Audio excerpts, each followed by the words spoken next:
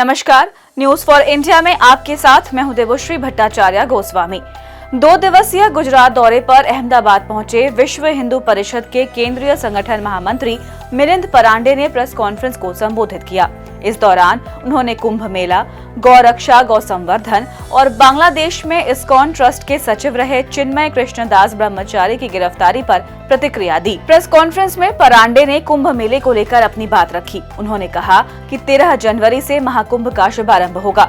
वसंत पंचमी और महाशिवरात्रि के दिन 3 करोड़ से अधिक श्रद्धालुओं के स्नान करने की संभावना है। उन्होंने कहा कि महाकुंभ में 20 करोड़ से अधिक हिंदू समाज के लोग अपनी जाति, वंश, मतांतर को भुलाकर गंगा के संगम में डुबकी लगाकर दुनिया को समरसता का संदेश देंगे। परांडे ने आगे कहा कि भारत के 11 करोड़ जनजातीय समुदाय के 700 से अधिक समूहों को वीएचपी के प्रयासों से कुंभ में स्नान करने का अवसर मिल रहा है। दक्षिण भारत, पूर्वोत्तर भारत, नागालैंड, त्रिपुरा, अरुणाचल प्रदेश के साथ साथ बौद्ध संत भी कुंभ मेले में स्नान के लिए आएंगे। इनके लिए उपयुक्त व्यवस्थाएं की जाएंगी। विश्व के 30 देशों और भारत के सभी राज्यों से हजारों वीएचपी कार्यकर्ता कुंभ स्नान और व्यवस्थाओं में भाग लेंगे। 13 जनवरी से कुंभ प्रारंभ हो जाएगा और उसका आखिरी महत्व का स्नान यह 26 फरवरी महाशिवरात्रि को होगा। तो विश्व हिंदू परिषद के माध्यम से पूर्ण देश भर के सभी पंथ संप्रदायों के प्रमुख जो धर्माचार्य है उनके एकत्रीकरण का केंद्रीय मार्गदर्शक मंडल का कार्यक्रम 24 जनवरी को हो रहा है। साथ ही में युवा संतों का सम्मेलन, साध्वियों का सम्मेलन यह भी संपन्न होगा। हिंदू समाज की आज की आवश्यकताएं और हिंदू समाज के ऊपर होने वाले आक्रमण, ये दोनों दृष्टि से पूज्य धर्माचार्य हिंदू समाज का मार्गदर्शन इसमें करेंगे। विश्व हिंदू परिषद गोरक्षा के लिए काम करता है, तो गोरक्षा सम्मेलन भी होगा जिसमें ऐसे विविध संस्थाओं को निमंत्रित किया गया है पूर्ण देश भर से जो सैकड़ों जनजातियां अनेक प्रांतों में रहती है।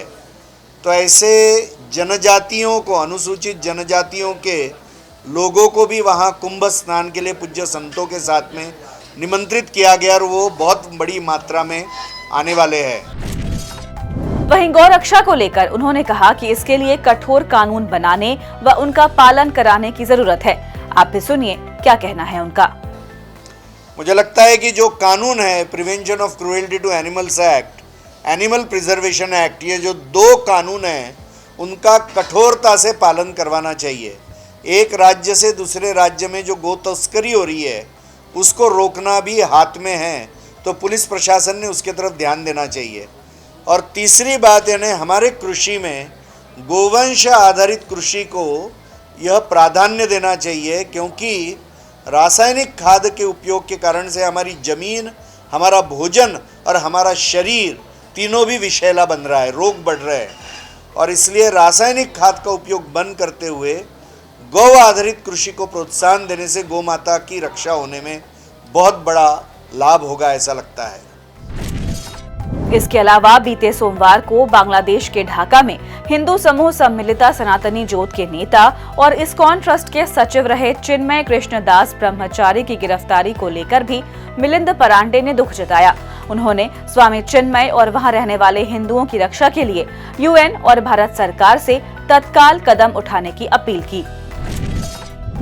बांग्लादेश में पूज्य चैतन्य कृष्ण प्रभु जी की जो गिरफ्तारी, जो वहाँ के हिंदू समाज के आंदोलन का नेतृत्व कर ले वहाँ के होने वाले अत्याचारों के विरुद्ध, तो उस गिरफ्तारी का हम निंदा करते हैं और उनको तुरंत रिहा करना चाहिए। उनके ऊपर का जो राजद्रोह का मामला है उसको पीछे लेना चाहिए और जो हिंदुओं के ऊपर अत्याचार कर रहे उनकी गिरफ्तारी होनी चाहिए, ये मांग विश्व हिंदू परिषद रखती है। Bureau report, news for India.